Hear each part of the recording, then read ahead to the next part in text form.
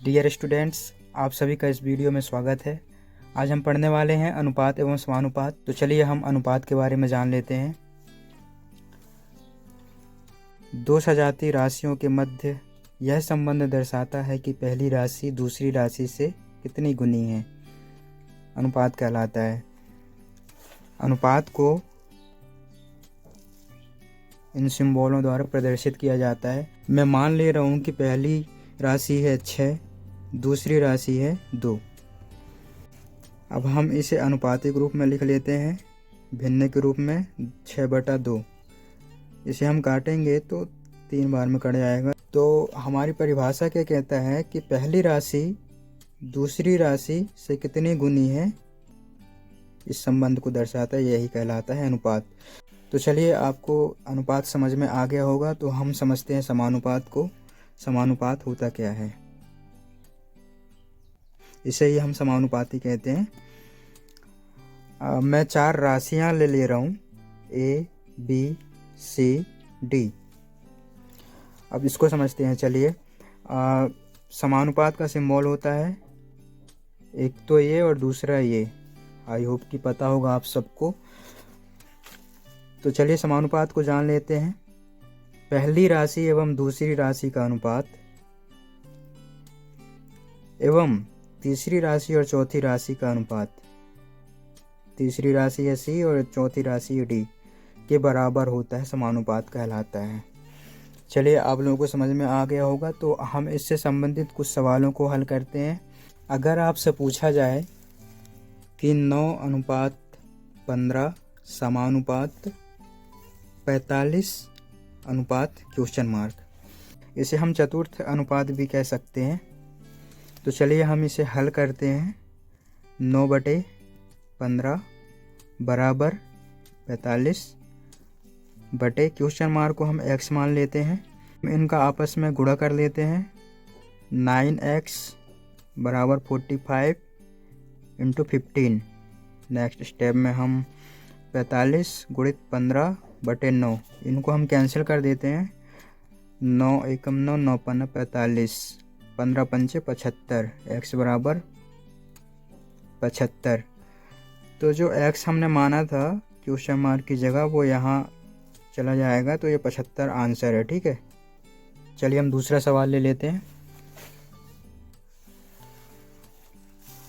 अगर दिया गया हो A:3 बराबर 2:3 एवं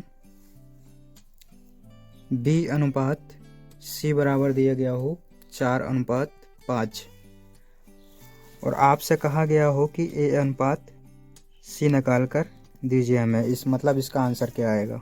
इसके लिए मैं आपको एक ट्रिक बता रहा हूँ।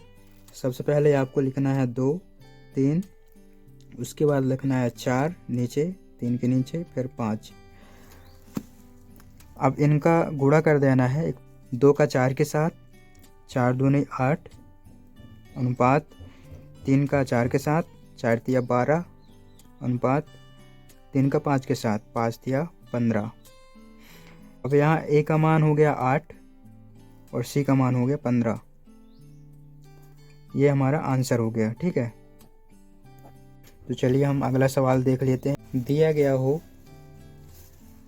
A:B बराबर 2:5 और B:C बराबर दिया गया हो 3:4, और आपसे पूछा जाए कि A:B:C बराबर क्या होगा।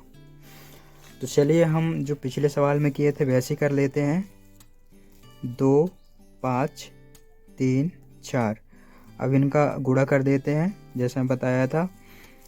3 दूनी 6, अनुपात 5 तिया 15, अनुपात 5 चौके 20। देख लीजिए कुछ कट रहा है क्या? नहीं, कुछ नहीं कट रहा है, यही हमारा आंसर है। तो चलिए हम इससे भी कठिन सवाल को लेते हैं। अगला सवाल है A:B बराबर दिया गया हो 2:3 और B:C बराबर दिया गया हो 5:6 और C:D बराबर दिया गया हो 3:5 4 और आपसे पूछा गया हो A अनुपात B अनुपात C अनुपात D बराबर क्या होगा। इसमें कन्फ्यूजन वाली कोई बात नहीं है, जो पिछले सवाल में हम कर चुके हैं वैसे ही करना है, बस स्टेप बढ़ता जाएगा। इससे भी और ज़्यादा संख्या आपको दिया गया हो, स्टेप आगे दिया गया हो, तो उससे आपको डरने की ज़रूरत नहीं है, स्टेप आपको भी आगे बढ़ाते जाना है। तो चलिए हम वही प्रोसेस अपना लेते हैं। 2 3 5 6 3 4। तो चलिए हम इसे हल करते हैं। 2 गुणित 5 गुणित 3, ठीक है। 2 पंचे 10 या 30 अनुपात अब 3 गुणित 5 गुणित 3। शुरू में इस तरीके से सीधा सीधा गया था लाइन, अब थोड़ा ऊपर से तिरछे आना है नीचे। 5 थी अब 15 थी अब 45 अनुपात अब आपको इस तरीके से गुणा करना है। 3 गुणित 6 गुणित 3, 6 थी 18, 18 थी 54। अब इनका गुणा फिर से सीधा सीधा हो जाएगा। 3 गुणित 6 गुणित 4, 6 थी 18, 18 चौके 72। अब आपको यहाँ देखना है, कोई कट रहा हो तो काट दीजिए। यहाँ पर कट जाएगा 3 से, पूरे कट जाएंगे 3 से। 3 दाम 30, 15 थी 45, 3 एकम 3 और 3 अट्ठे 24 अनुपात 3 दूनी 6, 3 चौके 12। ये हमारा आंसर हो जाएगा।